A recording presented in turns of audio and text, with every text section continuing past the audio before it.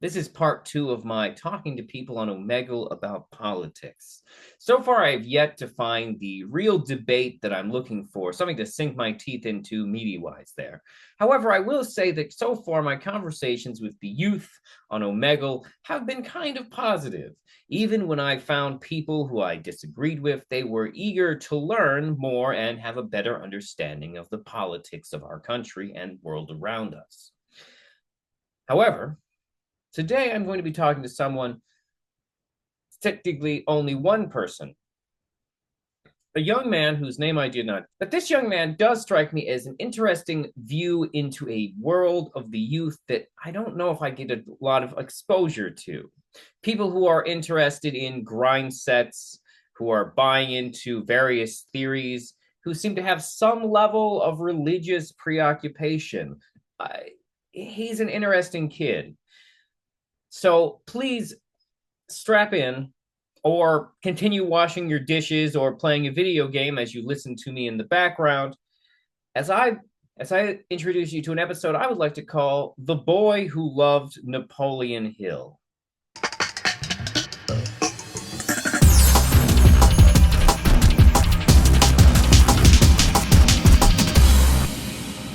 Howdy. Howdy. I like your haircut. Thanks. Shit raw. Thank you.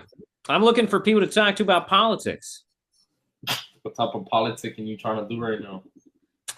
I mean, I'm down to talk about anything, answer any questions, to have a lively debate if it turns out we disagree. Do you like Trump? I do not like Trump. Do you hate Trump? Yeah, no, I'd say that I hate Trump. How do you feel about Trump? He's alright. What gives him the pass in your mind? Like what makes him tolerable to you?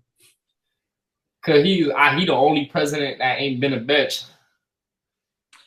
That's not how I would describe him. I would describe him exactly like a bitch. Would you Always say he's complaining, always blaming other people, never getting any shit done. But in comparison to Barack Obama, in comparison to Barack Obama, what? Like, what do you mean? Like, what made Barack Obama a bitch? Barack was the biggest bitch. In what way? Bro, in the sense that he was the first black president and was scared to do anything because he's black. First of all, I don't know what the hell you're talking about. That's not what happened. Barack Obama struggled to get things done because he was being continuously blocked by the Republicans. Because Mitch McConnell, who has openly said, we will not let Barack Obama pass anything. Oh. But even then, Barack Obama got a lot done. Okay. Like what? Like Obamacare? I mean, yeah, technically, it was a major reform. I don't agree with a lot of it, but technically, it was technically an improvement. Okay. I mean, I'm not gonna lie. I'm not gonna sit here and pretend like I know a whole bunch of facts. All I do know is that Trump is he's just a power trip. Yeah. I do know that. Yeah. That's like a big red flag. I mean, yeah, he's a white billionaire. Yeah. Some would argue that is a red flag. Hell yeah. I mean, look, to be fair, Trump has a past, does have history. And we shouldn't judge nobody off their history, but he definitely makes it a little bit known that he don't give a fuck in the sense of like, I have this power, I'll do this. And the thing is like all other countries know he's capable of doing it and know he will do it if he wants to. So they don't really fuck with him no more. Do what? Press the button. What you mean? You think he's gonna? You think Donald Trump would nuke people? I don't think he would just go and nuke people, but if they was to say the wrong things to her, yeah, I think he would. Wait, you want a president who would nuke a country just for saying the wrong thing? No, I don't want him for a presidency for that. I'm just saying, like, in the sense that people can't, like China, for example, they can't sit here and be like, hey, don't do this and don't do that. We might go ahead and go to war with you because he's the type of nigga who'll be like, yeah, that's fine. Let's go to war. I don't care. Let's do it. So you want a president who'd be likely to go to war? I mean, To be fair, I didn't say I wanted Trump as president. That's fair. You did not. I'm just saying, like, if you're listing these as positives, I'm just still trying to find like the positive. Okay, well, yeah, no, just in the positive. Like, it's only positive in the sense that nobody can really bitch us, bro. That no one can what to us? Nobody can really bitch America. I mean, we're. Everybody. I mean, here's the thing, though. We are in the process of getting bitched. What, by China? No, probably by a lot of countries, because a lot of his foreign policy is weakening our place in like the fabric of international affairs. Yeah, how? Well, he's pulling us out of alliances that we have. He wants to weaken our connection to NATO, which is a military alliance. His tariffs have already caused problems with trade, where now countries have stopped buying products from America and have started buying them from other places. Like China has recently transferred a lot of the beef that it's buying to Australia, which means that other countries are going to start to replace America in the global market as we make ourselves more hostile to trade with. On top of that, when he lets Elon Musk get into Doge and start hacking up all of our foreign affairs programs, what he's really doing is ending funding to nonprofits around the world that enhance American soft power. Things like feeding kids, but also things like arts and other stuff like that. And we normally engage in that stuff because it makes other countries like us and want to do business with us first. So when we start cutting those things from USAID that they can claim are waste, fraud, and abuse, but the reality is what they are is an investment in future relations with other countries. So right now, we are on the verge of an international disaster where we are the weakest we have ever been. Okay, okay, so that's where I definitely agree with you, because he has fucked up so many alliances with like the nations that we were cool with. Now, yeah, not only do we have like people on the background to help us, not really, but I do believe that because of the power trip of a person he is with this much power, that they may be plotting in the background. And I've seen some evidence to like kind of back the sense that if Trump is to like hold on to this kind of pedestal of like nobody, they don't even have to plot, and they don't have to do it in the background. If Donald Trump makes us a more hostile country to buy and sell goods from, then other countries will just naturally become the new countries that other countries are buying from. Yeah, I know, but I also mean in the sense of like not just like severing connections with America, but like attacking America because of like whatever's been going on. Now, I can't say I know too much for the reason that they would be doing that, but I think it has something to do with like maybe reforming America. And hear me out on this, because like we know who really controls the world, right? And most of them are probably, you know, Americans, in the sense of like, you know, we can say Rothschild. We can say Rothschild, the people who own all the central banks in the world. Just so you know, the Rothschilds don't have as much power as they used to have. They are a very old family. They don't nearly as big as they used to be. Just as an example, and like what I mean by that is kind of like where I'm trying to get with this is that because we have no alliances with nobody, and you know, Trump does have problems with now whoever the fuck, what is it, China and what was it? It's not Russia. Or was it Russia or Ukraine that he had problems with? Trump does not claim to have a problem with either of them, but he does seem to be siding with Russia against Ukraine. Oh, right. That was the predicament. Okay, so like because of the whole power trip situation, like I said, and the fact that he's like, you know, now he's made kind of like a treaty with everybody, you know, I feel like in the backgrounds, they're like, hey, look, this is too much power to give to one man who's tweaking out right now. So, and did you see that? I mean, they'd be correct. That's what I'm saying. And so it's like he's got a lot of nuclear power too. And so like even though they have defenses, they can't really like, you know, sit here and just be all cool if he's saying this, and that. And so it's like I seen this movie on Netflix called Leave the World Behind. It's about a technological attack that came out of nowhere. Came out of literally thin air, and it like caused a lot of chaos, a lot of dead people. Not from just them alone, but because we started killing each other. Because you know that's what happens, bro. When chaos, you know, And so Well, like that's what that, they'd like you to believe. what do you mean? Well, did you know that there's an entire industry that sells products to doomsday preppers that send out propaganda about how food stamp users are going to riot in the streets when the government collapses? Hmm. A lot of the stuff that you see is designed to sell product. Like that's the real like. I'm hearing you out on that because that kind of makes sense. I won't even lie. A lot of, I mean, if you look around, if at any point someone is asking you to exchange money for something, that's already a reason to be semi-suspect. I've worked in the insurance industry, so I've worked inside the corporate machine before, and it's way weirder than people think. And people do not understand how the systems work. It's kind of hilarious, actually.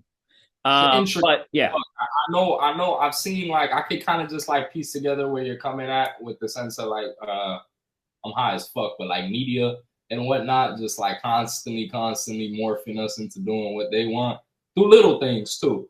And so like, so what you saying is that like movies like that or whatever, like when people start thinking shit's gonna go down, is to sell what? do you want to buy a custom bomb shelter? Do you need a Oh, safe okay. room? Do you want buckets of food that will last up to 150 years? And so then what? America profits off of the taxes made off of that stuff. It's not inside a capitalist system. It does. There's not one central person who's robbing you. Everyone is robbing you inside of capitalism. Right.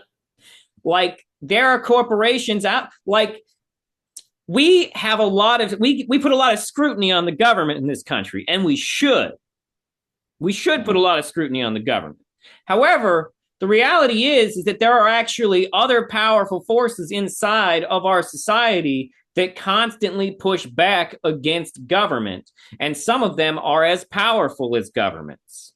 Okay. Like the idea that the government is never good at anything is not statistically true. You can find successful government programs. You can find moments in history where the government has successfully helped people or that the government has functioned. But this idea is put into our media by major corporatists because in the 1970s, a guy named Ralph Nader got the government to install standard safety like regulations for how we build cars.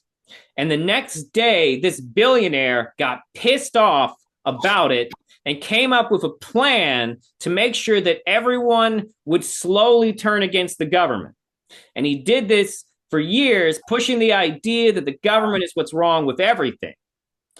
But the reality is that a corporation, a church, government, these are all power structures. And we only focus on the government because it is considered the dominant power structure. Okay. We are fortunate enough to live in a democratic society. And the thing about living in a democratic society is that when you live in a democratic society, you kind of want to hang on to the government a bit because any corporate or religious government will not be a democratic society. Okay. Corporations do not function the same way as governments do because corporations run on profit. Right now, you can see a great example is Amazon. Amazon is a corporation that has grown to be so big, they own their own infrastructure, their own towns, their own factories, their own trucks. In large portions of American capitalism, corporations are forced to agree to work with other corporations to exchange goods and services. Amazon at no point has to do that because Amazon owns their own trucks. Other corporations around the rest of the country have to pay other people to pack their factories, have to pay other people to drive their trucks. But they source everything. Yes, Amazon does everything for itself. And the craziest shit is that their product is other people's products. Because what Amazon does is they create what's known as techno-feudalism. where essentially they control the marketplace. The marketplace is Amazon. You go on Amazon, and on Amazon, you then buy things from Amazon. But everyone else on Amazon is another company, is a small business trying to sell their shit through Amazon, and Amazon takes a cut. Right. Which means that Amazon always wins, no matter who fails in their market. You could get on Amazon, and another company would get on Amazon with the same product as you, and they might outsell you, and then you go out of business. But it doesn't matter to Amazon because Amazon gets cut from both of you. Wow. Yeah, man. I seen that business model, how that works with other, corporations and whatnot, and how that's like the key to, being as big as something like that. That's a little. I thought you were gonna say something like Big Pharma, or something like that, but it's how Walmart works too. A thing that Walmart doesn't tell you is that Walmart is technically a consignment store, which means that companies like the small companies who send product to them, or big companies, have to pay to have shelf space at Walmart. Right. That's why Walmart can sell you things at lower prices, because they are extorting the people who sell the products themselves. Yeah, it's smart though. You can't even fuck. It's so out of the box thinking to Yep, it's called techno feudalism. That's what okay. I didn't even know I was name for it.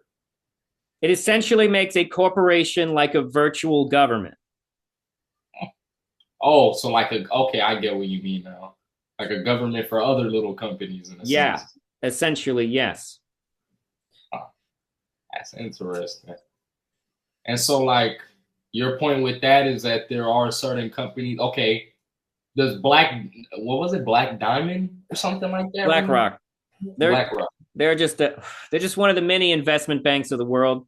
They're shitty. They do real bad shit.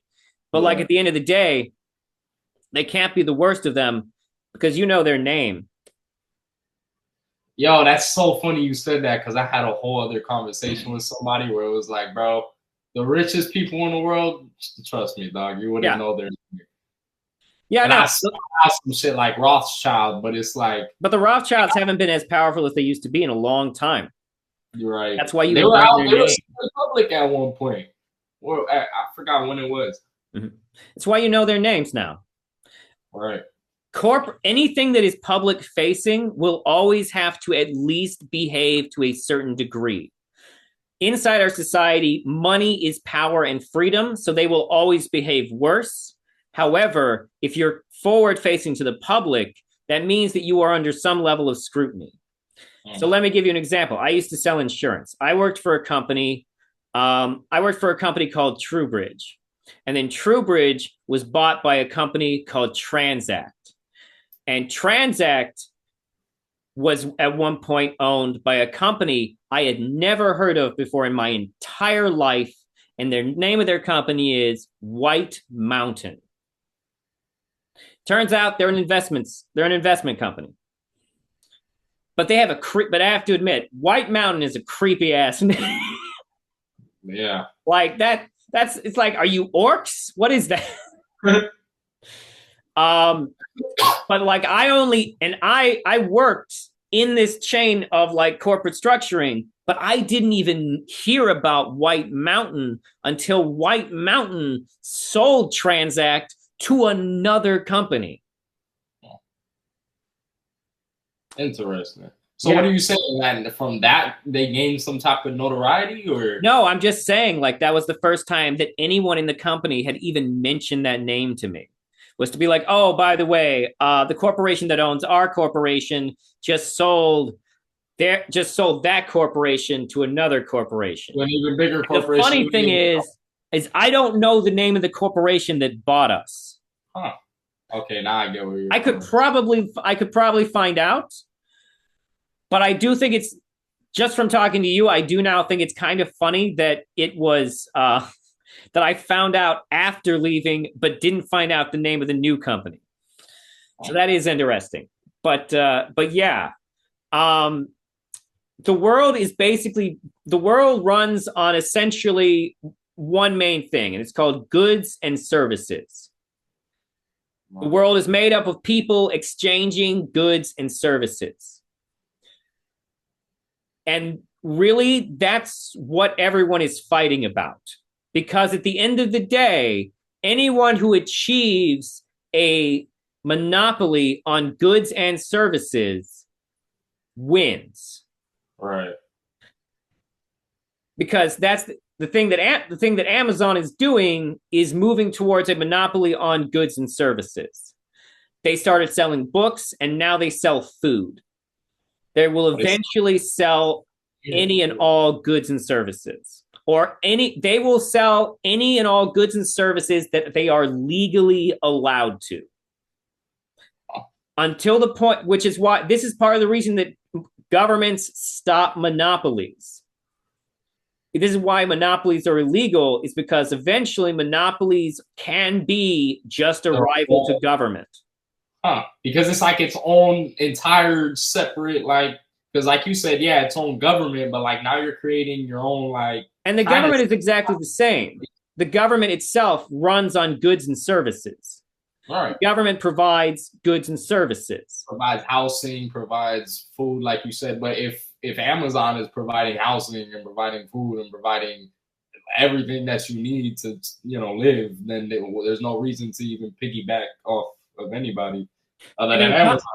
And on top of that, yeah, I mean, Amazon creates all of that through their Amazon program, which and they don't get taxed.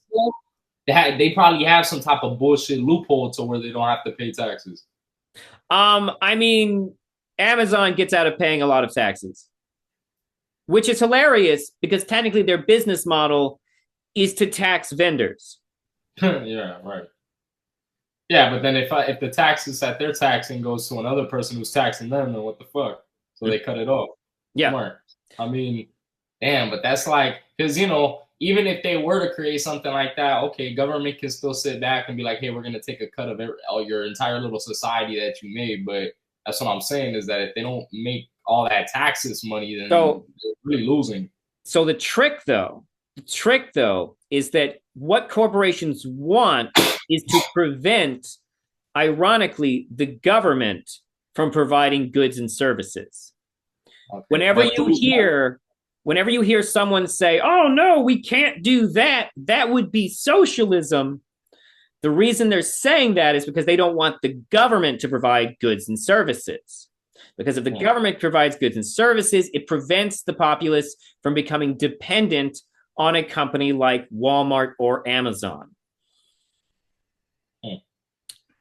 Every single part of goods and services is a weird, tricky back and forth, like an invisible war that we are technically participating in.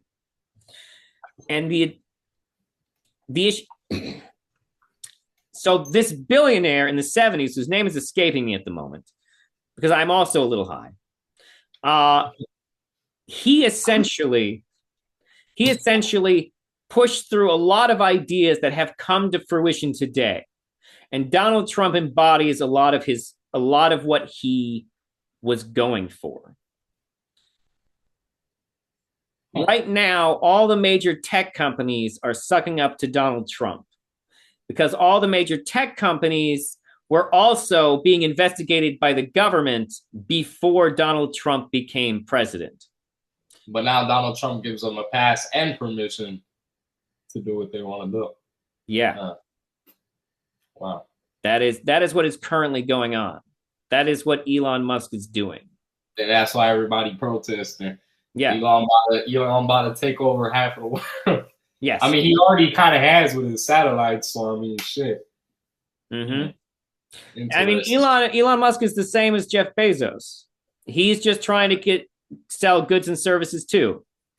He's monopolizing on like a whole nother half, though. Of the he wants to. Monopolizing first off of space and off of cars and like. Mm-hmm. That's his goal.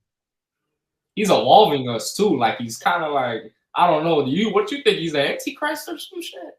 Oh, I mean, Elon Musk. I mean, he is a cult of personality. But mostly he's just another Thomas Edison. Thomas Edison is thought of as a famous inventor, but mostly he was just a guy who stole other people's inventions and knew how to get around with patent law.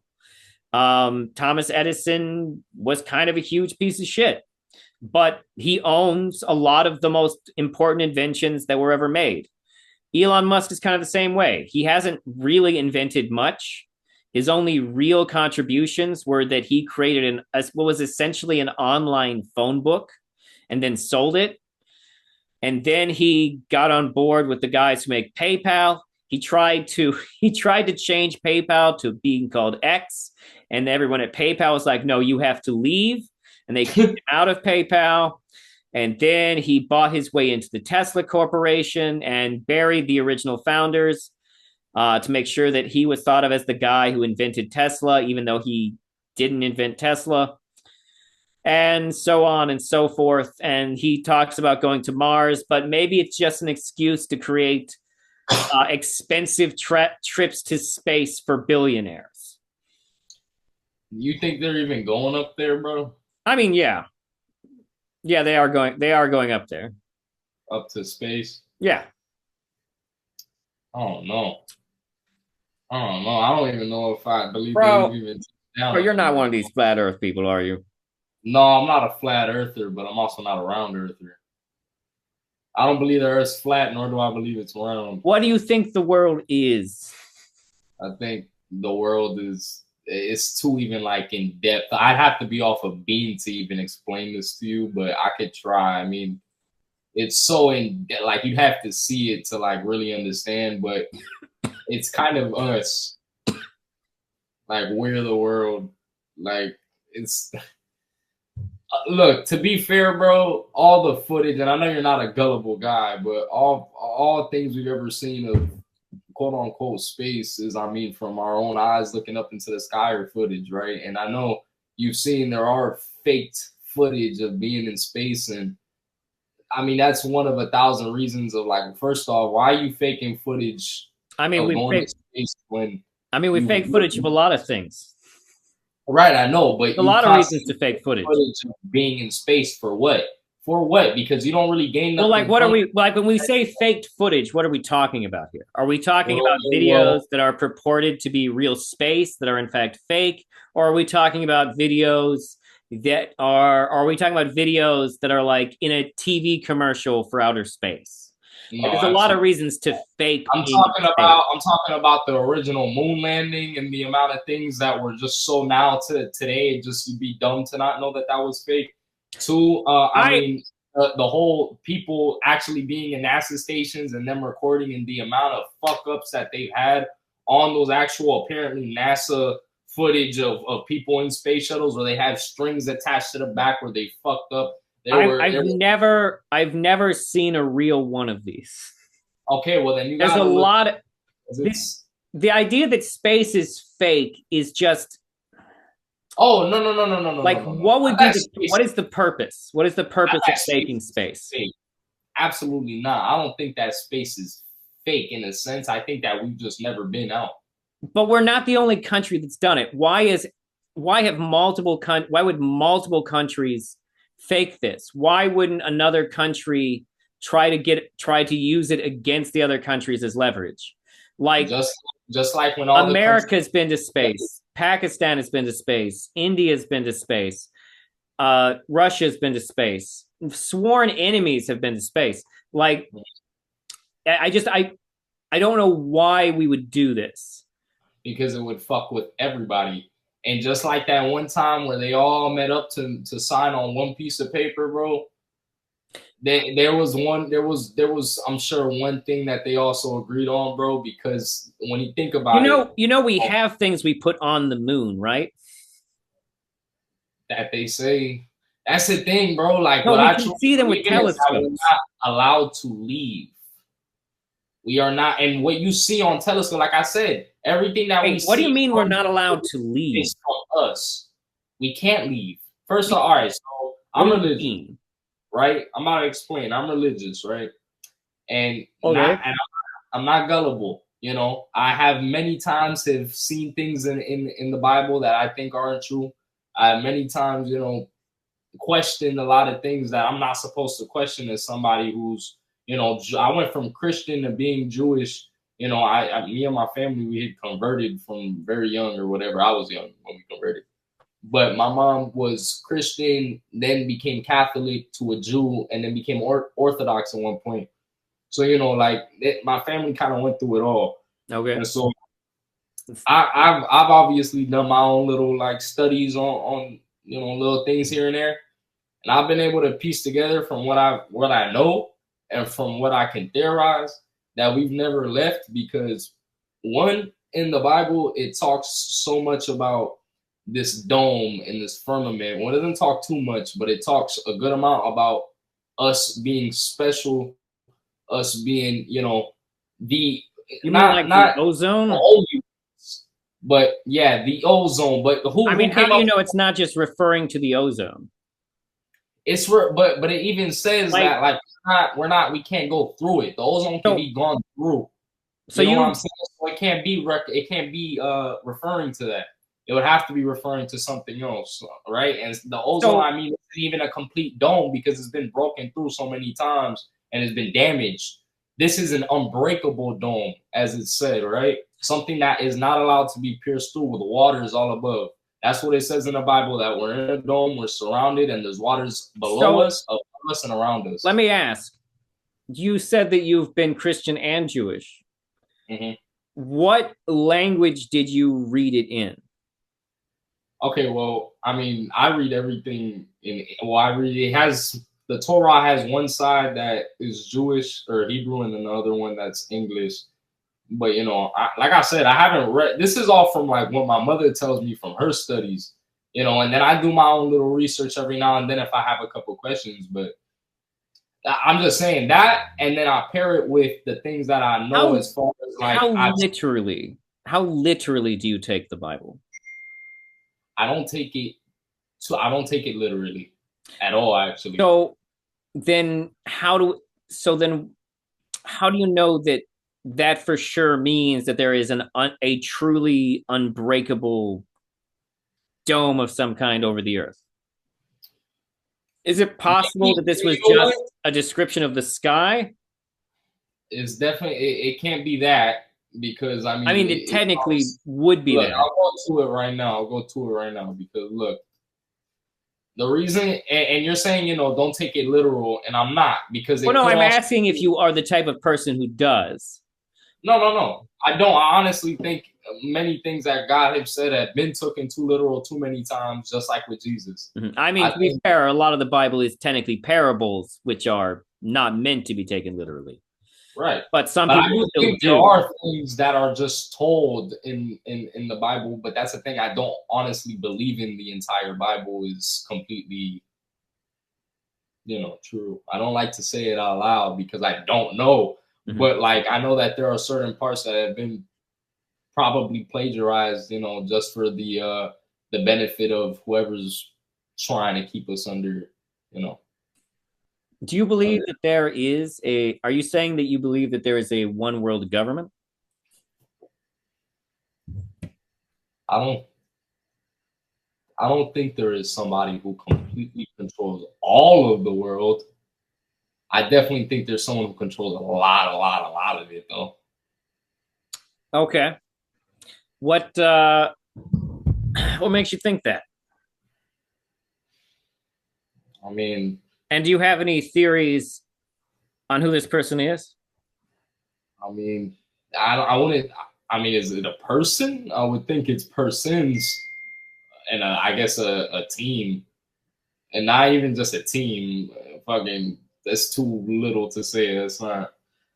But I think there is a group of people that are just so knowledgeable and so connected with everything going on, I guess, and with other people that have control with what's going on, that they're just like untouchable and can do things like take over lots of certain parts of, like, I don't know, other nations and whatnot, just by taking things like goods and services.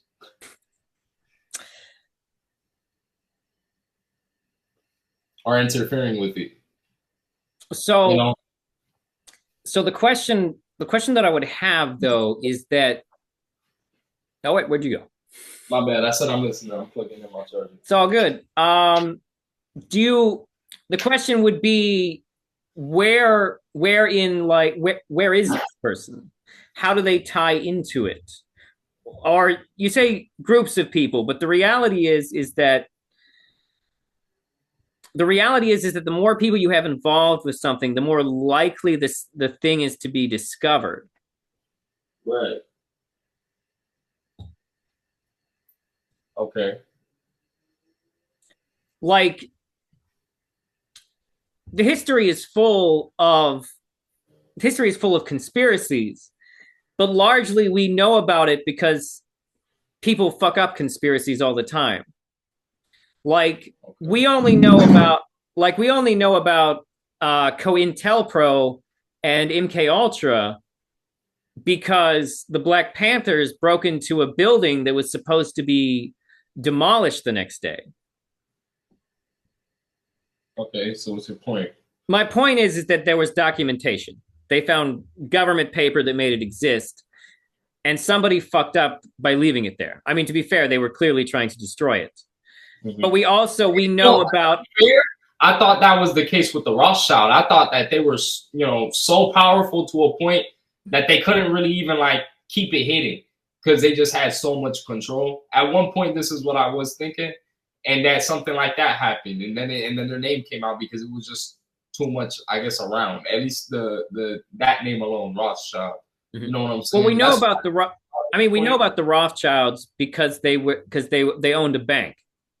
And they were one of the most prominent banks in Europe. Almost all banks. No. Most of the world has over 90% of central banks all over the world. There was a whole list of all the banks that they own, and it was only like a couple. I think I forgot where, but there's like little places. I mean, I can assure you I can assure you places where they probably wouldn't have banks. Give me one of them, and I'll probably. Probably not in any Muslim countries. Okay, I don't know if I've seen like. I seen a 1 4-letter place. Muslims use an entirely different banking system. Okay, so then it probably was something like Iraq. And Asia. Asia, okay. Asia has its own banking systems. Okay, so yeah, probably was those type of where they would have banks would be places that were Western colonized. Because they would be connected to things that would go through Western colonization, which would be mainly Europe, but also some of the Americas. And also some outer lying areas, like they might have a bank in the Philippines. That wouldn't be surprising. Okay, yeah, I think they did. And because the Philippines were owned by Spain. That they don't have enough connections and enough power to get everything else under somebody else's name. In the sense that, okay, I go to China and I'm able to pay out or do whatever I got to do to get all these factories running up in China, and it's actually under some, doesn't even have to be a real person's name, I'm sure, that doesn't really exist, but has all this history that nobody will look into him. You know what I'm saying? And people do shell companies. That's what I'm saying. Who's to say that there's one person with all these shell companies that, you know what I'm saying, in other places that they wouldn't normally be able to profit all this shit from, based on, just goods and services and whatnot. So, but the thing is that anyone who's accumulating power has enemies. Anyone who is going to have the type of power you would need to control the world will also have people who are trying to get that power from them. Like this is something that we see repeated over and over again in history. I had a good example in my head a minute ago, and then I smoked some weed. So let's see here. I mean, I know what you're getting at. There's tons of little events in history of people just, yeah, you got that, I want that, I feel like I could have that because I have power too. Mm-hmm. So it's like, I feel you. And typically people who get power don't like to share power. Right. Um, But what if there was somebody who was so smart, so knowledgeable of how things worked innerly or whatever, and was able to kind of put themselves away with all this money and combined connections, was able to take themselves completely out of any type of light where they could be discovered as this person who has the capability to do all this shit. So, and I'm just talking about like the government. Yeah, there's CIA. Yeah, there's this and that. But somebody who was able, you know, that was so smart, I was able to do something like that. Create so many. What's an example? Something like when you're washing cryptocurrency and you take cryptocurrency and send it to hundreds of different wallets because you stole it from one wallet, so it can't be traced back to you, right? In the sense of doing something like that. Maybe somebody bought so many shell companies under one guy's name. This guy sold it to another guy, and this guy is working for this guy, and but really in reality is none of that, and it's really all just for one person that was, you know, just so able to stay in the shadows. You don't think that's possible? No, what I would say is that I don't think it's possible yet. I don't think that this person exists yet. I would say with the way that the world is developing, this person could potentially come into existence and power in the next like decade or two. Okay, what are we talking about here though? Like a person who has most control over the world still? Because I'm just talking about like somebody who has massive amount of power that we don't know about. I mean, there are people who have lots of power that we don't know about, but a part of that is because we're not very well educated. Oh, I just remembered my example. So, like, you've probably heard of George Soros, right? It rings a bell. Okay, so a lot of people have heard of George Soros. A lot of people on the right wing like to bring up George Soros. A lot of them like to bring up the fact that, like, he is a guy who invests a lot of money in a lot of different things and a lot of different political causes and things. And he is often accused of doing Rothschild-esque banking things. However, the thing is that you only know about him because because he has enemies that want you to not like him. Because the reality is that what George Soros does isn't weird. It's not, it's actually very normal for billionaires. And not only is it normal for billionaires, it's totally legal. Everything George Soros does is what's wrong with billionaires.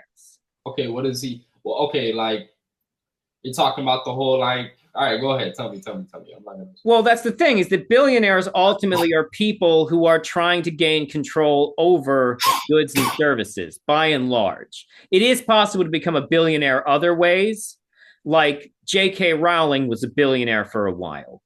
And technically speaking, Microsoft still mostly just makes computer shit. Although, to be fair, they've tried to expand outwards, but they're very cautious about it. Ultimately, shit. What was the question again? Oh no, I get high and I forget things. I know, same. But basically, I don't think that this person who could potentially do the thing that you've described and rule the whole world, I don't think he exists yet. But I do think that the circumstances and world situations and technology that person would need to exist will become true soon. That being said, ultimately, the other thing that would prevent someone like this from existing is hubris. Okay. I'm not talking to you, Ma. Tell me later. All right, bro. I don't even got weed. Things that smell. Her boyfriend coming over. She tweaking. So, this person, success. Do you know what? Have you heard the word hubris before? Hubris. Yeah, hubris. I feel like like 2 context clues, I could definitely know what that means. So the word hubris comes from ancient Greek, and hubris means it essentially means to have a blinding pride, to be so proud or full of yourself that you no longer see your own mistakes until it's too late. And Greek tragedy was almost entirely written around this concept. Some successful guy would do something, and then at the end of the day, he would fuck it all up because of his ego. Because hubris is to have a blinding ego, an ego that prevents you from acknowledging when you are making a mistake. And that is what a lot of super wealthy and successful people suffer from, is hubris. But we can argue that it got them to somewhere at some point by being hubris. So they did right? So there was a study that was done where they took a bunch of people and they had them play Monopoly, except that they would play Monopoly after flipping a coin. Whoever won the coin toss would get to essentially use 2 dice instead of 1 and get $200 every time they passed go instead of $100. And the other person would only use 1 dice and only get $100 every time they passed go. And what the study documented was fascinating, was that the people who won the coin toss and got to start with more money and got to have more dice rolls consistently became more arrogant, more self-assured. They played more aggressively. And eventually, after they had played the game, if they had won the game, they would essentially never acknowledge that they had the advantage. They would never acknowledge that they were playing Monopoly, a game about making money, where they automatically got to have more money. Okay. When people succeed, they never want to acknowledge the material conditions that led to their success, because deep down that fills them with a fear that their value is not real. Deep down, we want to have value, but the reality is that that doesn't mean anything. Right. You have value or you don't. But what is it to have value? Are you valuable because you are alive, or are you valuable because of what you do? Does what you do change your value? Or does none of it mean anything? I guess it's all in the eye of the beholder, right? Yeah, some would argue that. I mean, I would argue that you're valuable enough to be alive, but other people don't think that having life is value. Some people see life as life. But the next question after that would come, why is life valuable? Now, we feel it instinctively because a part of us is, when we think about not being alive, a part of it is like, whoa, I'd rather be alive, thank you. So that makes us feel like it has value, but does that really represent value? I think it's very obvious to me, actually, what value is. I think that right there is the perfect example, because there's so many who could have lived and didn't. And that goes with anything else. What is having a 6-pack good for if everybody else has a 6-pack? Nobody gives a shit about something that everybody else has. If it's scarce, that makes it valuable, right? Because that value goes down with everything when inflation happens, right? That's value under material. That's value under a material. But it goes. But I'm saying it kind of works into everything else and connects to everything else, because like this, whatever you can consider a 6-pack materialism in a sense, but like if everybody else, that one would have. Well, the 6-pack's a little tricky because it would depend on what the person wanted out of the 6-pack. Like, what did they think it would get them? I guess would be the question. Okay. So then value. Okay. So then, all right. So then you're arguing that value is more held into like what you gain from it. I would say that value is semi-arbitrary. the things that you value will be based on your perspective. Right. Now, the question is, does value exist outside of our perspective? And I would say possibly. I would say it does. Why wouldn't it? I mean, life. Hold on. Let me hear me out. My question is not does it or doesn't it. My question is, how would we recognize it? Because the reality is that we as humans can come up with a million reasons why we think something has value. But it's all shaped from outside influence. Because life is kind of a feedback loop. Right. It's so crazy you're telling me. I've had this conversation about other things a million times about like, how can we ever truly know something if our perception's always been based off of one thing that's been, like you said, I guess like it's a feedback loop. Like we can't comprehend certain things because we've never experienced anything outside of this that we've lived as a whole. One of the reasons that socialization is important between human beings is because it's the only way to check in on reality. Yeah. The only way we can truly check reality is to talk with another person and be like, hey, is there like a monster on the wall right now? And if they go, oh yeah, there is definitely a monster on the wall, then there's probably a monster on the wall. But if he looks at you and he goes, no, man, there's no monster on the wall. That's a good point, bro. That's why people who isolate a lot get a little weird. Yeah, man. They haven't had anyone to check in with about basic reality. I mean, because it's not even just people, though. You don't even just become antisocial. Like you said, you start to kind of disconnect from reality because you're just in your own little bubble of your own thoughts constantly. That's not, you don't know for sure are real or just your, I guess, perception. I guess you could say that too. Yeah. That's food for thought right there. Yeah. Perception is weird.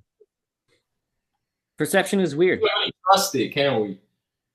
That's the thing, is that you can't, but you're gonna have to a lot. What? Like, you absolutely should double check your perception. You absolutely should be like, hey, wait a minute, is that thing really the way I think it is? I should look into how that thing works. That's absolutely a thing people should do sometimes. Or even the reality is, I should do? Is this something I should do? Something everyone should do. This is general advice. This is general advice for life. Basically, even then, there is a certain level of how good is the simulation. Yeah. Your perception is all you have. But at the same time, your perception can be flawed. And there's something that is simultaneous, and there's something a little scary about that. But it is the reality that we live with. But you see, like, there's an answer somewhere, right? Potentially. For all questions that are unanswered, there's an answer somewhere. Potentially. And that's why I'm religious, right? Is because I feel like I found every answer to most of the things that I've, felt like I could never understand through God. And that's the thing, right? I've sat and I've thought, hey, is my perception right? Am I even following the right path? But like you said, we have to trust our perception to an extent to even just live happily and live in peace. But you do need to check it sometimes. You do. Because you got to check it before you wreck it. You're right. But also, I mean, if your perception, let's say, for example, is out of the norm and isn't considered something everybody would consider normal or whatever, but it's making you happy and you're still living a righteous life, I guess, in a sense where you're not doing bad, then there really isn't anything wrong with it. I mean, technically, as long as you're not potentially putting yourself or others at risk, yeah, no, that's fine. Yeah. So if you are living an overall good life from perception that may be flawed, then it's really not flawed perception if you think about it. Well, there is such a thing as being morally lucky. You know what? That's a, that reminds me of like what we were talking about earlier, because you said that there are people that are, what's the word, hubris. Hubris, yes. A lot of But people who are successful suffer from hubris. right, but I feel like there are people that got to being successful from being hubris. Now hear me out on this. You know who Napoleon Hill is? About Napoleon Hill. Napoleon Hill. Yeah. I am not familiar with Napoleon Hill. I know who Napoleon Bonaparte is, but not Napoleon Hill. So Napoleon Hill was like considered a prodigy in the sense of like the things that he knew. The things that he knew about the human mind and where you can get from, I guess, your perception. When you believe in so strongly that you are able to do something and can get to a certain point just by doing these things that you're so sure you can do, it's almost inevitable that you get it done through the power of your mind, because we've seen so many people that have tried things that we would never think would work and got it done just because they thought it would work. And so like being hubris, I guess is what I'm saying, is like, I guess could get you to a certain point, because he says it in this book that I read. It's what it's called, An Interview with the Devil. And a lot of people have actually questioned if he really talked to the devil in this book, because the things that they were arguing back and forth is literally an interview. It's A, B, A, B. And it's him. And so he's asking these questions to the devil. Hey, why is this, and that? And for some reason, the devil couldn't lie to him. And he answers all of them. And it's so in depth, like with just yourself, you'll start to recognize. And it's like, it's really weird. And so everybody thinks that he really did talk to the devil. And this book was in 1920, was made and hidden from the world because of whatever. And then the family ended up taking out his words in like 2000 something and made it into a book. Do you know the book Think and Grow Rich or something like that? I think it's. I'm sorry, what was the name of the book? I think it's Think and Grow Rich. Think and Grow Rich? I think it's something like that. Oh, you've heard of it. No, You've heard of it. It's one, bro. These is one of the most popular books amongst like these people that read the books for your mindset or whatever. And okay, oh, you know the book Power. The book Power. Come on, man. You don't know none of these? I'm sorry, man, but like Think to Grow Rich, that sounds like a grifter book, man. That is a grifter book title if I've ever heard one. Yeah, man. Bro, like, these are okay. What has he actually gotten rich doing? Because if it's selling that book, so many fields, it's a scam. Bro, in so many fields. So many. This isn't a scam because he wasn't even alive to profit from it. He's not even alive to profit from the book. He's dead. Was he rich when he was alive? He was rich, but not off of books. He was rich off of these different endeavors. But the book actually talks about his life and what he went through and the different times that he fell. What was his childhood like? I don't really remember. Did he talk about his childhood? I don't remember. Did he? I think he did. But it was more about his adulthood, where he was like starting to discover things about himself and about like what you could really do by just believing in something. And like once you know certain things, and because everybody will say knowledge is power, right? Knowledge is power. But what really it can be. Well, you're right, can be. Because what really is power is applied knowledge. When you take this knowledge that you know and are able to use it in your life, right? And so he kind of talks about that in the book, about the separation between being able to do something and applying the knowledge that you have, if you even have it in the first place, but like being able to actually do something and have the confidence that doing this will get you to where you want to be.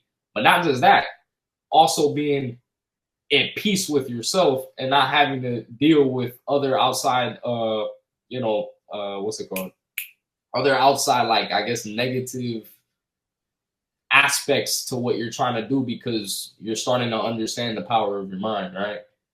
And so, like, it talks about the devil and it talks about God, and how the devil is actually, and this is the devil saying this, that I am everything negative.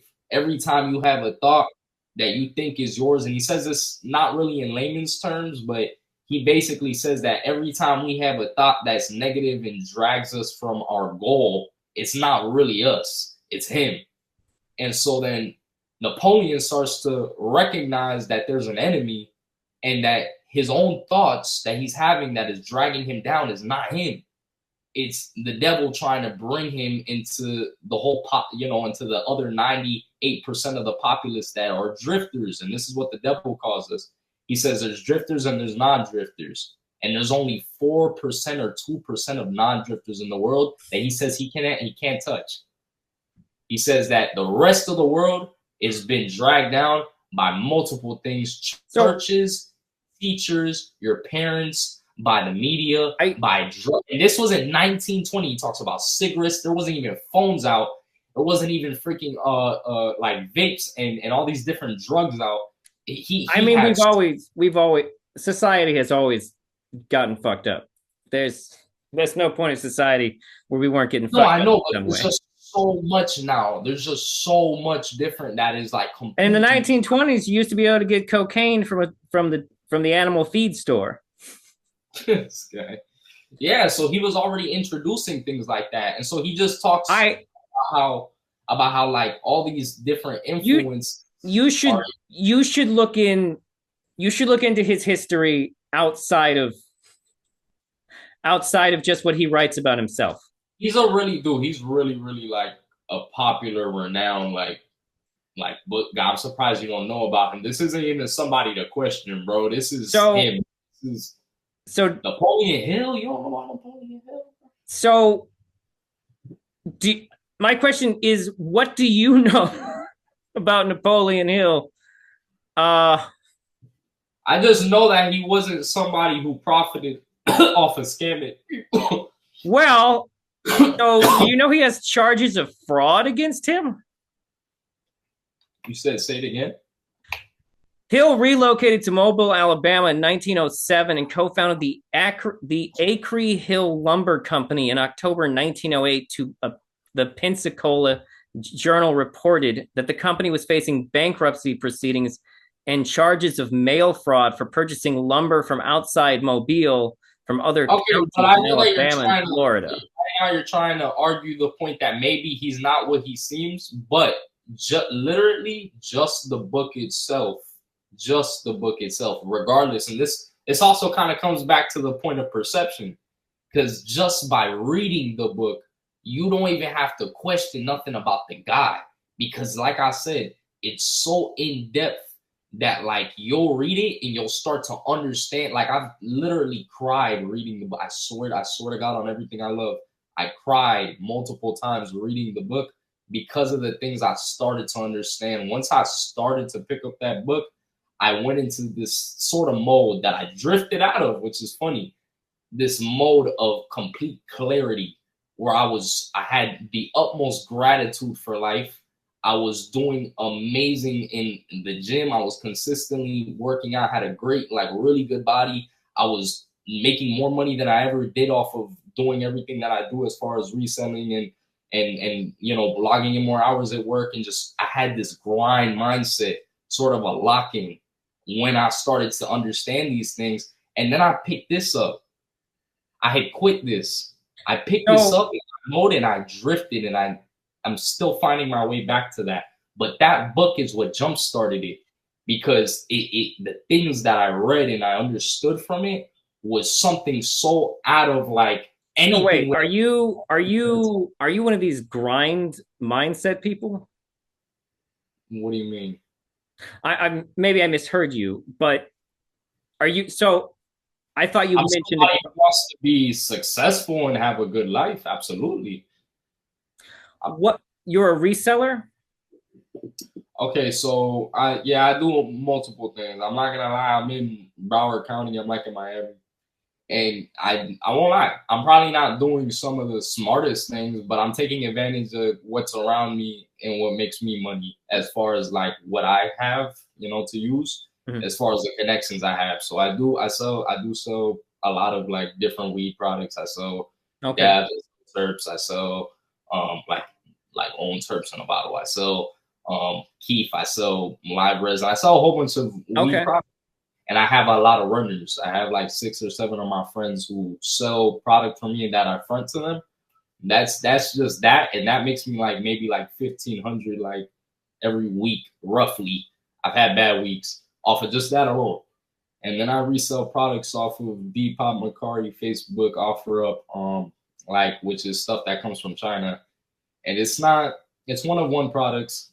It's, you would call it fake, but it's not fake in the sense that it's the same product using the brand's name, but it's not really the brand who's paying for that. So I would say a couple things. First of all, I was all ready to judge you, but I love weed, so I encourage you to follow your weed endeavors. Although which actually that's a growing market. Weed stuff is a growing market. Over here, bro, I have too many connects and people that I know that also smoke that it'd just be dumb for me not to do it.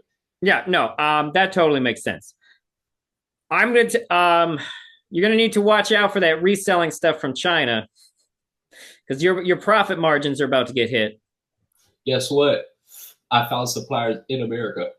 Okay, that's good. That's good. Yes. But what I would also tell you is that is, who do you sell?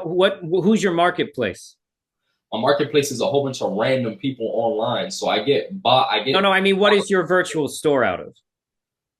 Okay, well, I have a virtual store out of Shopify. I have all of them out of apps, which is OfferUp, Facebook Marketplace, Mercari, Depop, things of that sort. So Shopify. So right now, you're using Shopify. That means that you are inside Shopify's market. Yes, sir. I just want you to be aware. This is the Amazon thing I was talking about. You are that small business in someone else's cyber feudal system. Like pyramid. Yeah, no, I know. And I mean, at the end of the day, as long as you're aware. It's a trade, just like any other good business, because they make money off of me and I make money off of them. Yeah. And so, just understand the system that you're in. Right. No, of course. I mean, that's honestly, I guess, the main goal if you're ever trying to be rich is to be the person that other persons come to come to. You get what I'm saying? Because the thing is that no one who is in your position with them will. Well, I shouldn't say ever. There's almost guaranteed to be like that 0.1% of people who like their product for whatever reason skyrockets them up. That happens all the time. Well, I shouldn't say all the time. It's compared to the number of people whose businesses crash and burn, it's relatively rare. But no one on Shopify will ever be as rich as Shopify. Oh no, absolutely. It is the thing. But that's the thing. I think as one person can't be as rich as Shopify, but a group of people that are exploiting Shopify could definitely be richer than Shopify if they wanted to, if they knew how to exploit it and use, whatever, I guess. I mean, what do you mean by exploited? I guess would be the question. Like, I mean, yes, there are sometimes you can find ways to exploit systems. Although technically this is considered abuse in terms of financial terms. But yeah, there are system weaknesses, but like, I'm not sure. I mean, unless they've got some kind of weird coupon thing that's broken.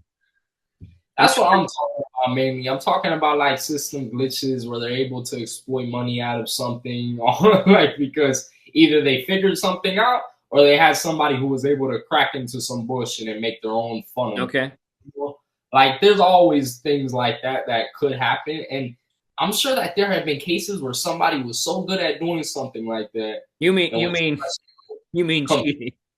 Yes, illegally stealing and cheating. Yes, and was just able to. Let me tell you about this kid I met that has his own AI.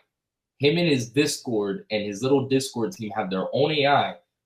That it's their own AI because they take another person's AI that is so capable of just like so much. It's literally the epitome of what you think AI would be once it's at like its pinnacle point. And they took it and they gave it a script that overrides it into thinking that it's doing whatever it's getting asked to do for a program or some type of beta test. And so then he says, watch this. And it's some little nerd, little kid on Monkey. And he doesn't have his face. He's just screen recording. And he goes, give me some blah, blah, blah, blah, blah to steal cryptocurrencies from wallets. And it spews it out and puts it all into one little link. And I go, I'm mind blown. I'm like, what the fuck, bro? Because like I literally asked if he could do that. I'm like, so he's like, it can do anything. I'm like, I'm thinking he's bullshit. And I'm like, then do that. Ask if it could take cryptocurrencies out. That boy said, and it did it. And I was like, I was so confused. I was like, what? Okay, so what do you do with this? He was like, oh, well, it allows me to also have as many bots as I want to have. I'm like, what? How do you do that? And he starts breaking down this whole thing about how he uses all these bots to funnel money out of Twitch revenue. And like, he has these bots that he also sells and his team sells that like, oh, with different proxies. And it's like, damn, bro, there's so much like interlining shit in this technology field that we like. I was watching it. Yeah, no, you're talking about hackers, man. These are hackers. These are literally hackers, bro. And so like, and then you have to think there are people out there that are white hat hackers that are really, really good at what they do. And who hunt these people? What? Who hunt these people? Ooh, you can't because that's what white hat hackers are for. They're to defend against and track people who do these kinds of crimes. That's what white hat hackers' jobs are. Who can hunt them? Who can hunt them? Another hacker. Only a hacker can technically like hunt a hacker, I guess. But that's the thing, I guess, if like you're so at the, I guess, max of like not like knowing of what you could know about like the whole technology field, I guess you'd also have the knowledge to be able to, you know, it's scary. Yourself under so much like shit to where you couldn't be found if you wanted to, and also funnel tons of money. Because think about it, everything is run off of a screen now. Everything is run off of technology. Here's the thing, though. What you're describing with this guy and his AI, this is a guy where essentially his situation is that he would not even have to be a good hacker to steal a lot. Dude, he was typing this shit and he literally just to fuck with me went, yo, do this, bitch, or I'm gonna shut you off. And it fucking did, because it's a smart ass AI, it understands, so it's just gonna do it. And bro, I was just laughing because it's like, bro, he's not even smart, like, and smart like to type, like he was misspelling shit. I'm like, dog. He said, oh, so like I was talking, I'm like, I had this idea to make a VR game for poker, because in Oculus there's only 2 and they make tons of money.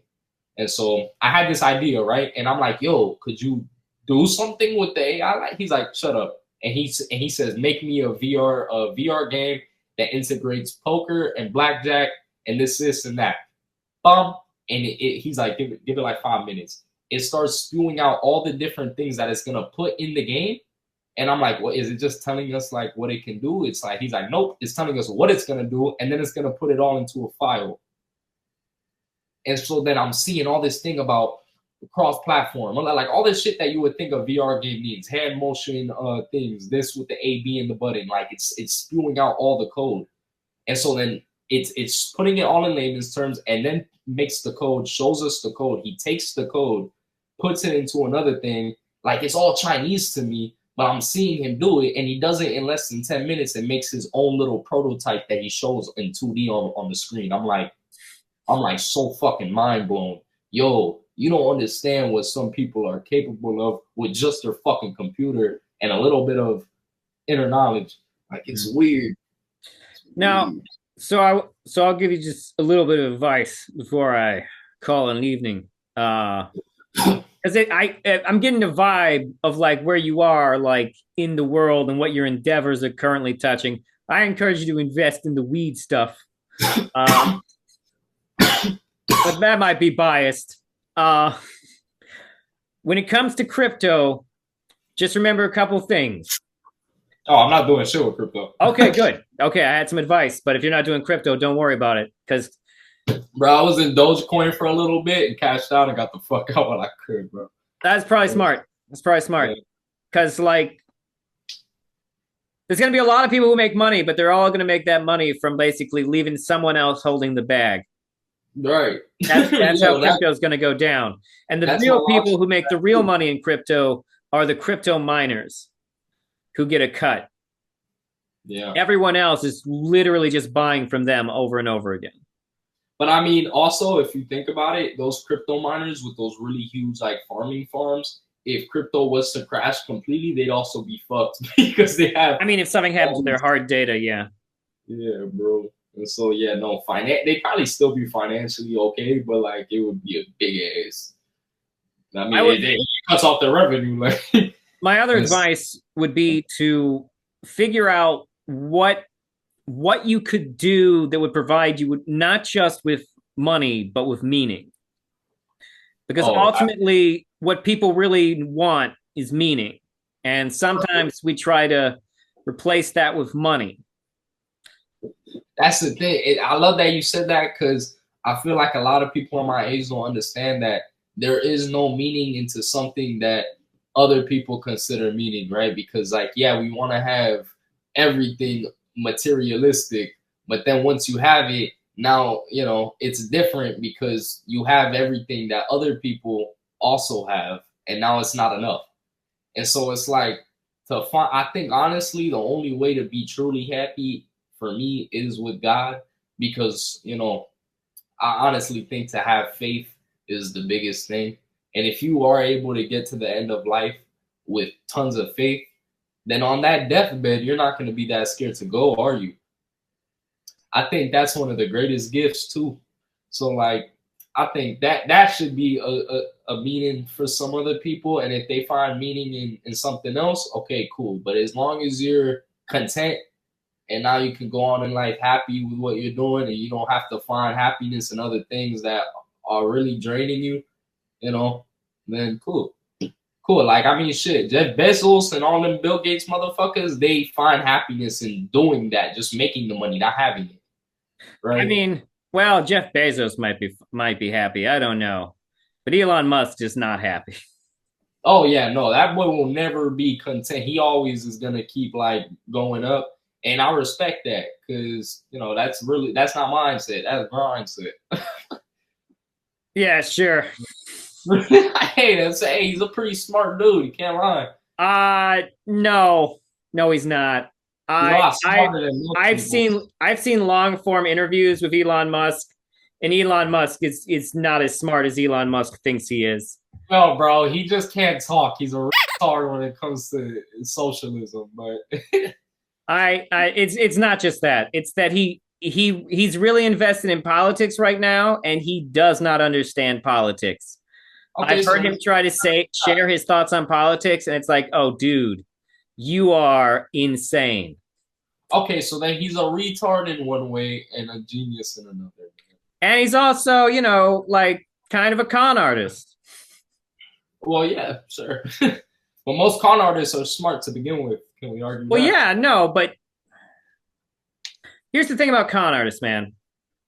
Is that con artists know the secret. The secret is that belief is how you take whatever you want from a person. Yeah, man. Every con artist is just a salesman. Right. They are selling you something. By extension, I also think that every salesman's kind of a con artist. But I used to work in sales. So, well, I mean, not every salesman can be a con artist. No, there's some salespeople who are genuinely nice people. But like in the sense of like how they make their money, yeah, I feel you. But like also, I mean, there's certain people that I think do sales in something that they just get set money off of it. They don't, you know, profit off of it, trying to get you to spend more money. You know what I'm saying? Do you know what the difference is between retail and sales? Okay, see, now that's new to me. You're probably about to clock my shit. So retail is like when you go to a store, right? Or like when you go to like just a general place where you know they're going to have everything that you might want, because retail sells what you want and what you need. Sales is when someone has to sell it to you. Okay. Sales is when someone has to be like, listen to me, you need this thing. When you're shopping retail, you already know what you want and need. When you are dealing with a salesperson who is working in sales, their job is to convince you that this is what you need. But in some cases, that could be what somebody needs. It could be. And in fact, that's what they train you. I used to sell insurance, and what they would tell me and what they would say in meetings, they would say to us, hey, any person who you don't sell insurance to is at risk that they won't even get insurance. It is in their best interest that you sell them that insurance that you have, even if you know that there's better insurance than yours. Yo, that's the ultimate con right there, if you ask me. Yeah, no. I sold a lot of different insurance plans. And insurance is crazy because health insurance is by area. So if you live in a good place, maybe I do have the best deal. And if you live in the wrong place, I do not have a good deal. Yeah. I mean, well, I think all. Then I sold life insurance, which is slightly less of a scam. It's all scams. Well, I mean, life insurance is at least real insurance. Health insurance is kind of dubious that it is insurance. It's more of a stop loss program. It's more like, hey, you won't go totally broke. But I mean, life insurance also gives is the right word, precognition that what if somebody goes ahead and like kills somebody just to claim their life insurance? You know? I mean, there are laws about this. It is technically illegal to do that, but it still hasn't stopped people. Yeah. I'll leave you with this. Do you know the difference between term and whole life insurance? No. Okay, so term insurance essentially is temporary insurance. It is in case of unexpected death. So if you're doing something or you're just living your life and you're not expecting to die, but it could happen, then that's term insurance. But if you want to make sure 100% that people get money when you die, then that's whole life insurance. The difference about these things being is that when you get whole life insurance, the insurance is betting that you will live long enough to pay off the plan. And in term insurance, they're betting that you will live long enough so that they don't have to pay you anything. Because term insurance expires. That's why it's for unexpected death. So what would you say is smarter? Well, it depends on what you're trying to do. If you're just worried about an accident or something, then term insurance. If you're like trying to plan for like your what you want to happen after you die, then I would say whole life. What would you do? If I was really serious about it, I would probably look at whole life at this point in my life.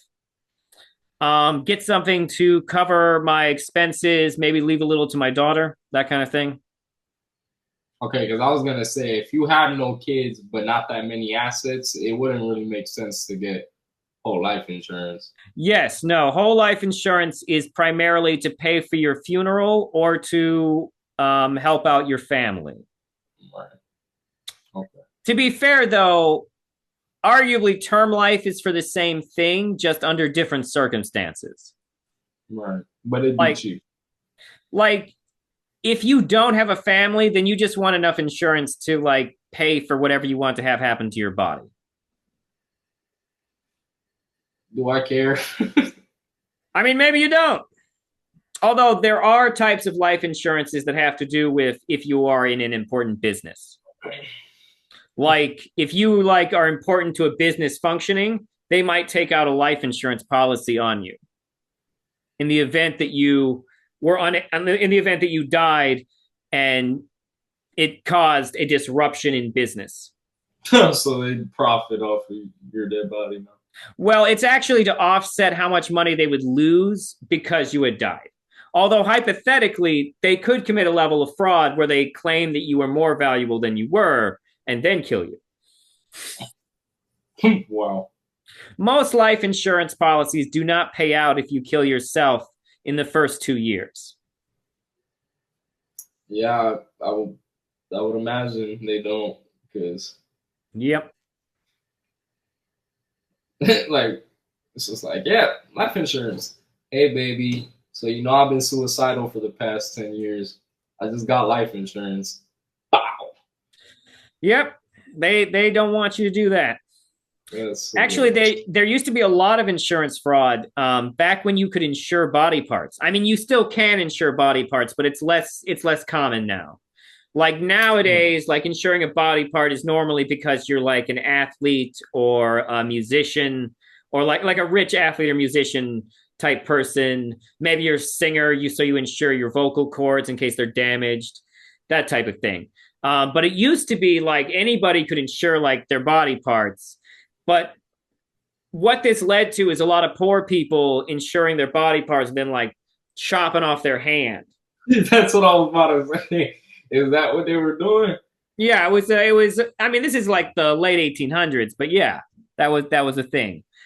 They also used to sell. There was a type of life insurance policy that they used to sell specifically to mine workers.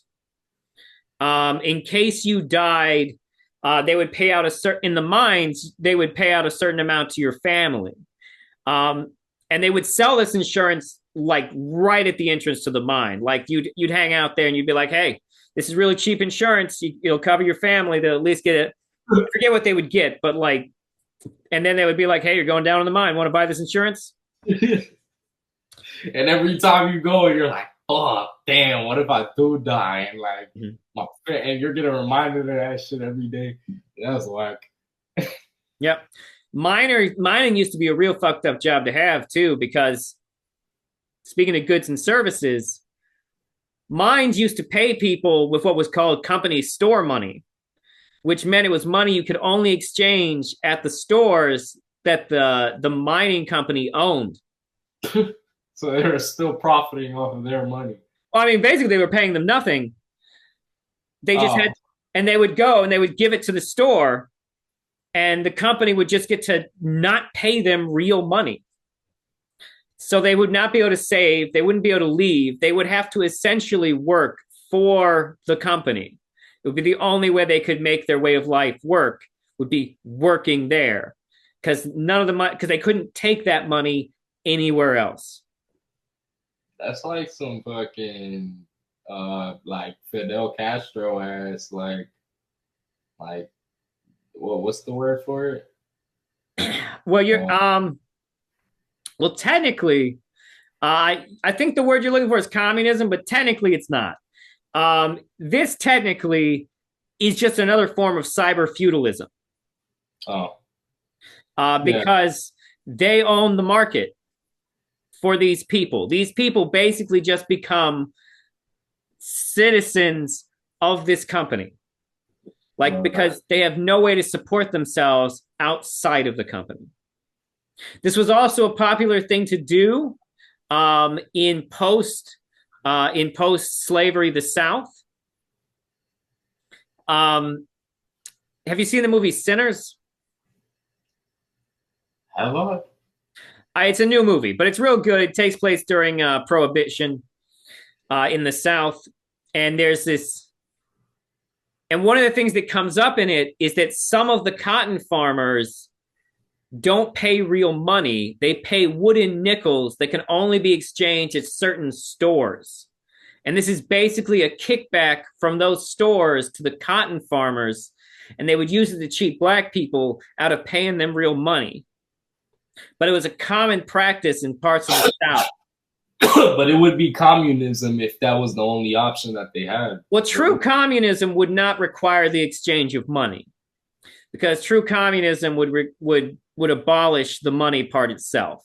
There would just be they would make sure that people's needs were met and that they were prioritized elements of society. Hmm. But the reality is that that's what the end game's going to look like anyways. Like, once one person does run the world, once there is only one corporation or one government or one church, money becomes a meaningless exchange unless that power structure specifically views the value of the illusion of money to be part of what makes it work. Although, to be fair, money is made up anyways. I mean, yeah, when you think about it, our country's still kind of communism in a way. No, we're not. Okay, so communism is a post-government state. State is the wrong word. Communism is a form of anarchism where the state has essentially abolished itself, which will. Yeah, so that's my interview with the boy who loved Napoleon Hill. It's a pretty wild ride, personally, with the flat Earth stuff. But the Napoleon Hill stuff is really the stuff that kind of stuck with me, because this is the real problem. If you're a long time listener to my program, then you know one thing. I hate self-help people. Don't get me wrong. I'm not saying that there's no value to all self-help people. I personally believe that more specialized self-help books probably have some merit, like dealing with postpartum depression, how to get over the loss of a loved one. Very specific problems that people have to deal with. The ones that bug me are the get rich quickers. The, hey, how to be a better version of you. To get places and go places. Get on that grind set. Yeah, that shit's all bullshit. They are selling you a book that contains a lot of common sense. What do I mean? Well, let's talk about Napoleon Hill's book, Think and Grow Rich, okay, for a minute. Okay, so this is what it looks like. Think and Grow Rich. So here's the history of this fucking book. Think and Grow Rich is a book written by Napoleon Hill and Rosa Lee Beeland, released in 1937 and promoted as a personal development and self-improvement book.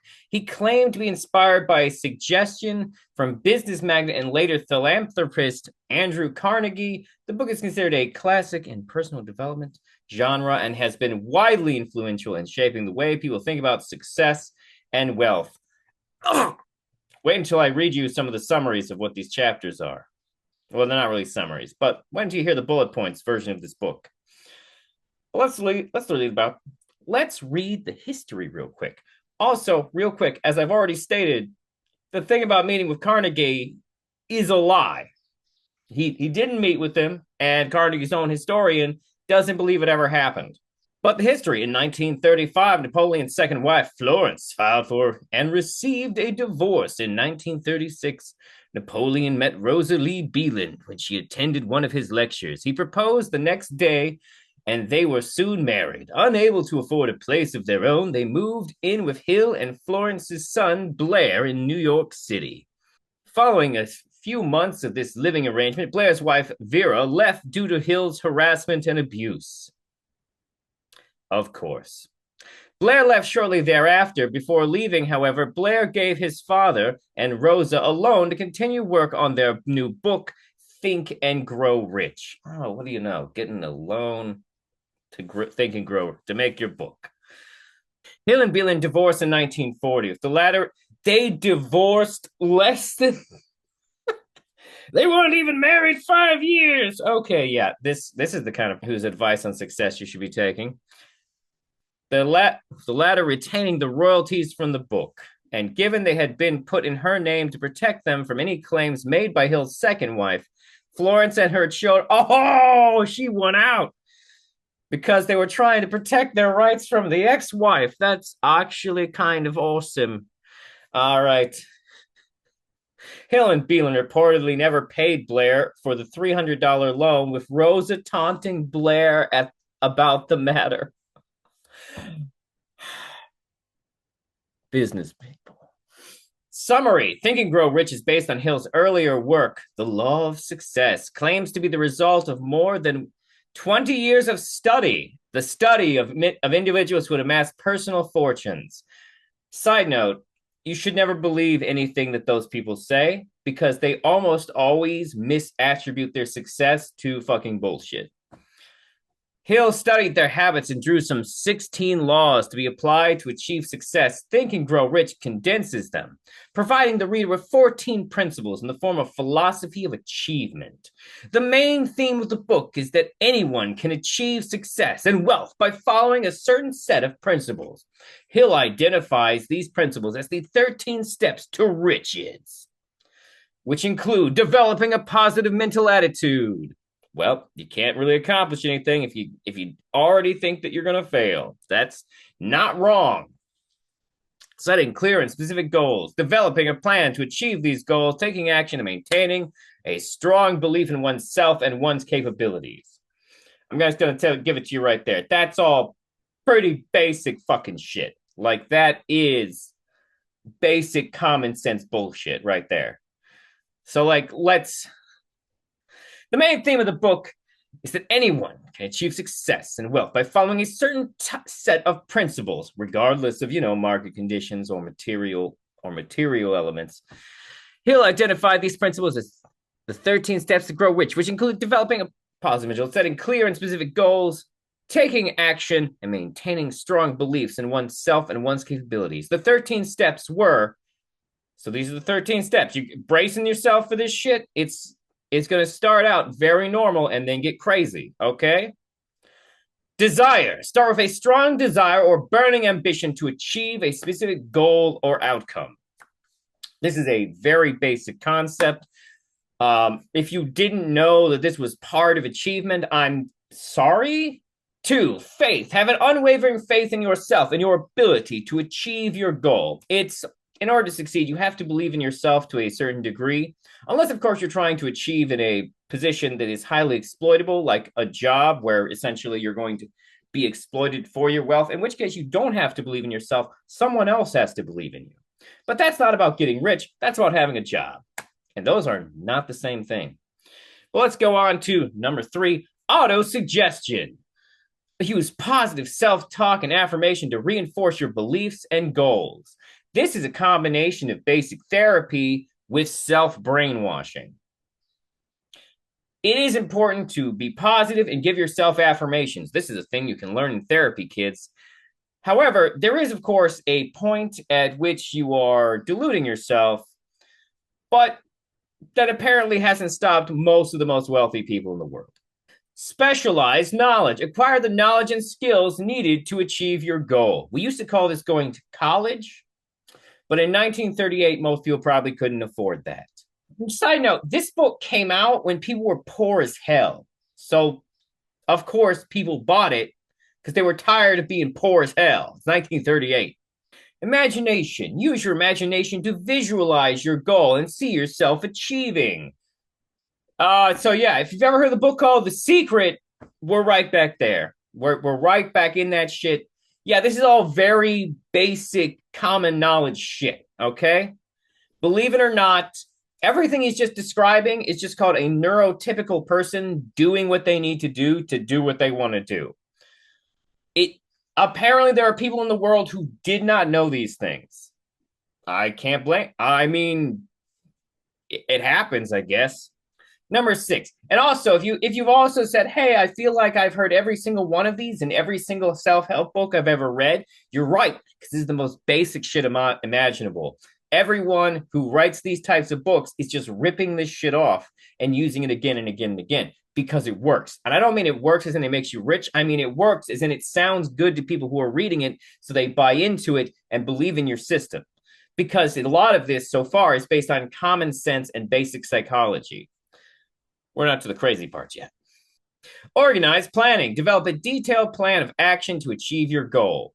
If you were not aware that this is how you have to do, that this is how you accomplish most things in life, I don't know what to tell you. To be fair, I'm really bad at this, but I'm also autistic. I know some of you are saying, hey, aren't autistic people supposed to be good at making plans? No, autistic people are good at details, and that makes some of us good at plans. Number 7, decision. Make a firm decision to follow through on your plans and never give up. This sounds good. This is a bumper sticker comment, but the reality is that, like, there will be moments in your life where you should give up something.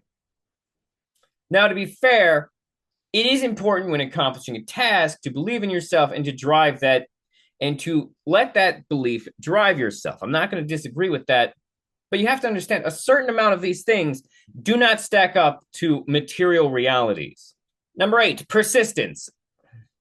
Keep working towards your goal, even when faced with obstacles and setbacks. I actually don't know what is the difference between this and a couple of the other ones he's already mentioned. How many of these are just going to be, don't give up, bro? Power of the mastery of mind. Surround yourself with like-minded people who support and encourage you. Surround yourself with yes people who will never bring the real problems to your attention. This is the type of advice that is fucked people up. Now, to be fair, there is a certain amount of, you want to have winners in your circle. You want to have people who are positively feeding your life. However, the way this is worded here specifically sounds a lot like hiring yes people, and that's bad. Also, what does that have to do with mastery of the mind? How is surrounding yourself? Maybe there's more to it in the actual chapter. The mystery of, here's where we hit the real wild one, because I did not see this next one coming here. We've got number 10, the mystery of sex transmutation. Use the power of your sexual energy to fuel your desire and drive. For those who are not familiar with the concept of sexual transmutation, it is literal witchcraft, like literally conceptual witchcraft. The mystery of sex transmutation is basically like when you have an orgasm that releases magic into the universe. So you want to be thinking about your goals and dreams right when you blow your nut. That's what sexual transmutation is. And it is technically considered witchcraft. What? I know. That's number 10. That's fucking 10. Number 11, the subconscious mind. Tap into the power of your subconscious mind to help you achieve your goals. How? What do you think subconscious means? Subconscious means it's below your consciousness. I don't know how maybe they've got techniques I don't know about. Mystery. I mean, they just talked about sexual transmutation. This literally could mean anything. Number 12, the brain. Use your brain to analyze and plan, to make decisions and take action. I feel like several of these could just be the same one. You know what I'm saying? Because, like, I don't understand the separation between some of these. Maybe it makes more sense if you read the chapters, but yeah. And, of course, number 13, which is an unlucky number, but whatever. The 6th says, trust your intuition, inner guidance to help you make the right decisions and achieve your goals. Except this one is objectively bullshit. Your intuition is merely your brain's self-categorization of information that it's accumulated over a long period of time. That's what your intuition is drawing on. This is why not everyone's intuition leads them to the same conclusions. You can't always trust your intuition. Sometimes you should trust your intuition. But the reality is that is that not everyone's intuition is good. Not everyone's intuition leads them to the correct answers. And we also, once again, this is all very, like, not concrete materialist stuff. Although Hill claims to have a pivotal conversation. Okay, I've already read about this. There's no evidence that Carnegie and Hill ever met. That the book was authentic.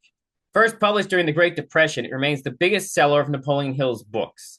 Business Week magazine bestseller list ranked it the 6th best-selling paperback business book 70 years after it was published.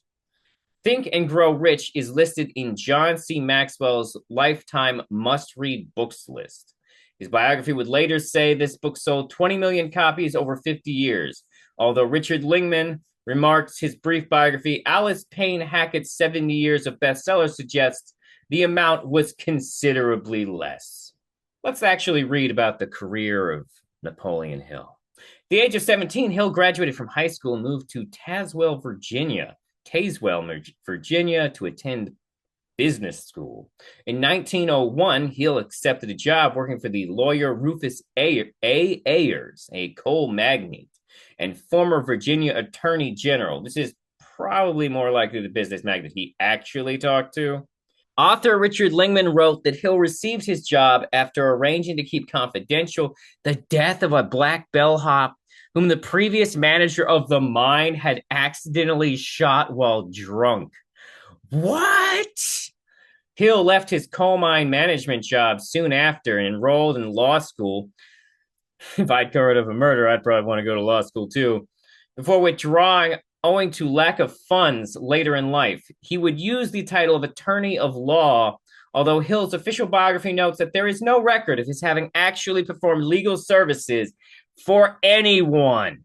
In 1903, Hill married for the second time to Edith Whitman. In 1905, their child, Edith Whitman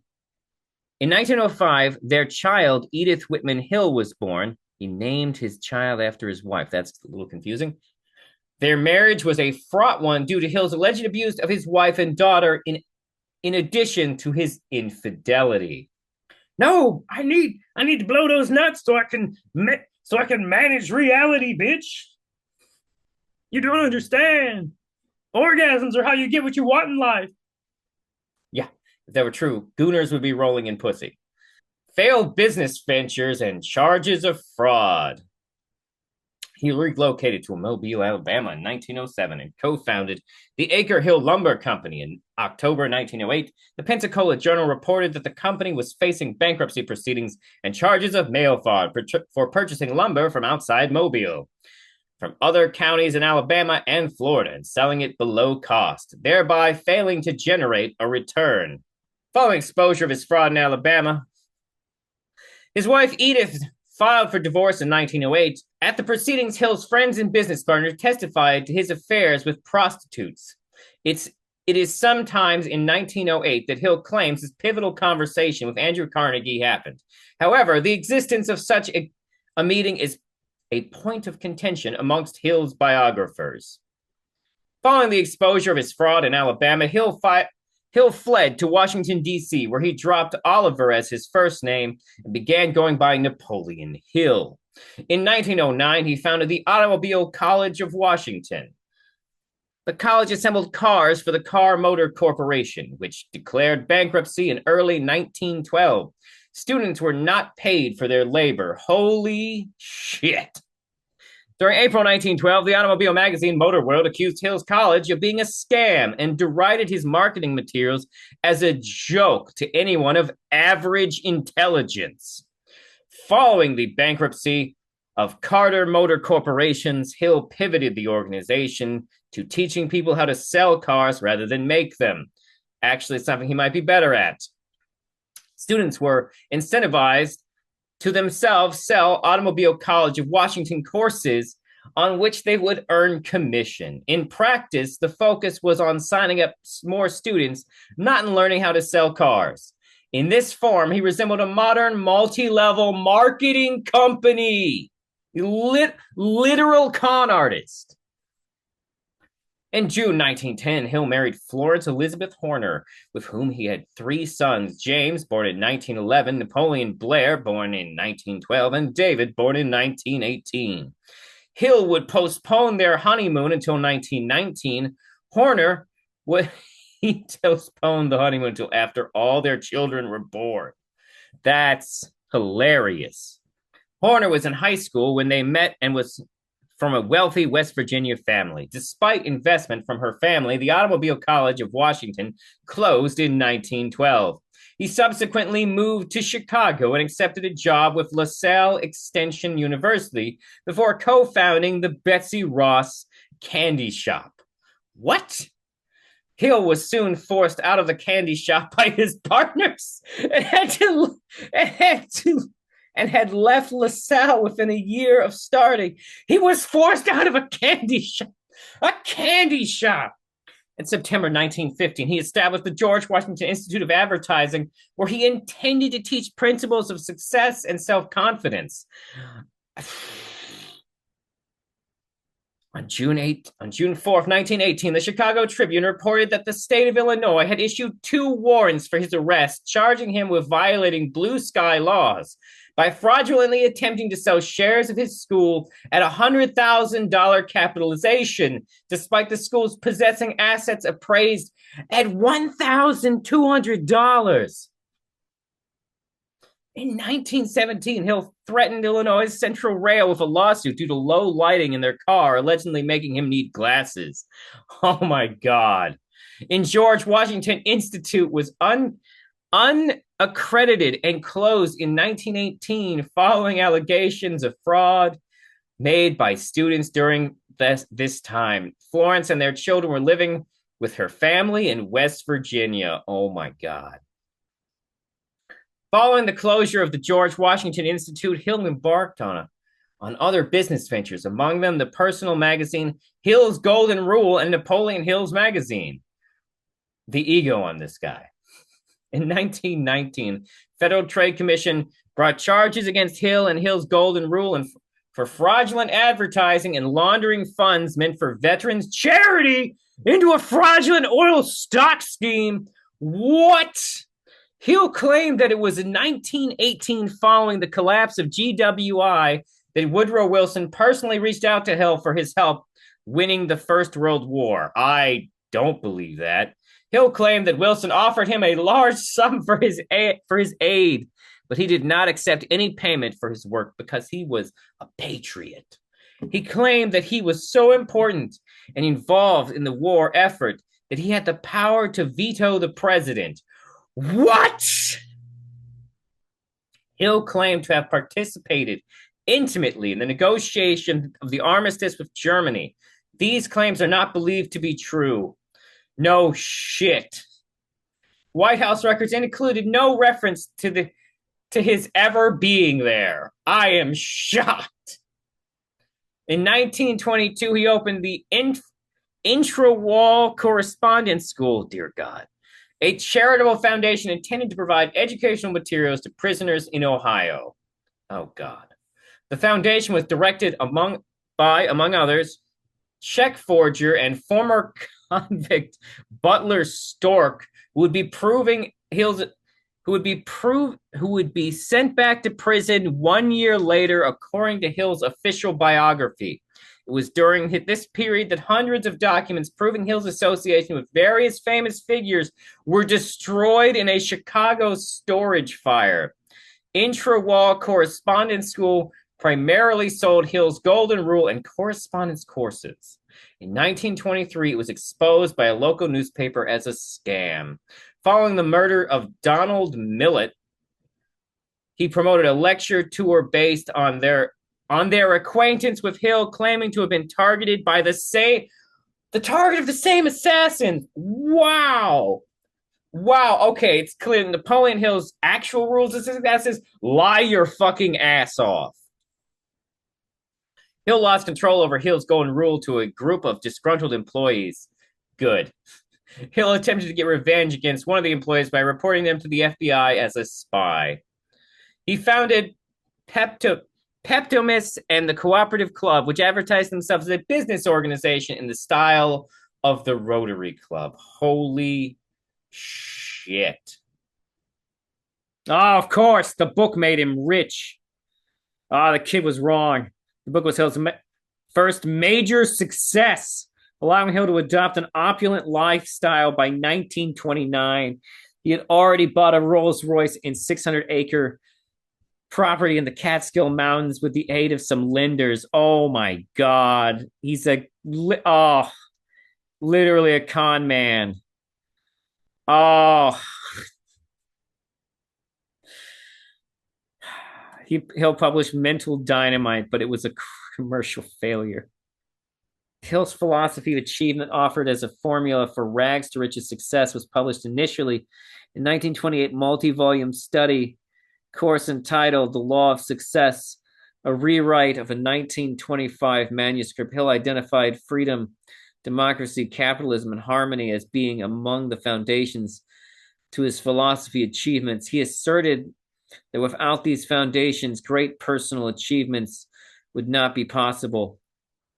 Napoleon Hill died at age of 87 on November 8th, 1970. His estimated net worth at the time of death was about $1 million, or about $8.1 million in 2024 money.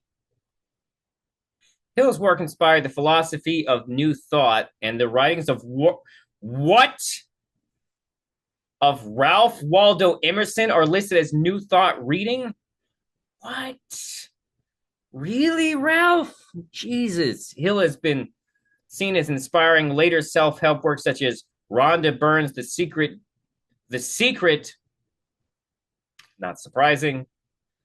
Gizmodo has called him the most famous con man you've probably never heard of.